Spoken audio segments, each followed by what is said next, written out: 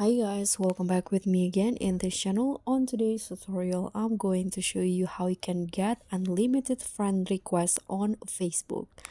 So in here, I've already opened the Facebook app, and after you open the Facebook app, you can just click on your profile in here at the top right corner, and then just scroll down and tap on the settings and privacy and click on settings in here.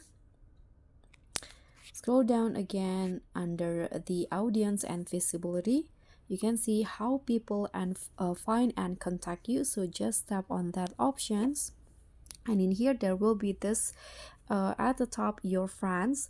And there will be this question, who can send you friend requests? So if your current settings is friends of friend of friends, so you'll have limited friend requests or limited people who can follow you on Facebook. So what you need to do is just click on the drop down in here and change the settings into everyone. So everyone or anyone or Facebook can easily send you friend requests, and you'll get the unlimited friend requests on Facebook. So that's pretty much all. Thank you so much for watching. Don't forget to like, comment, and subscribe. Also click on the thanks. Bye.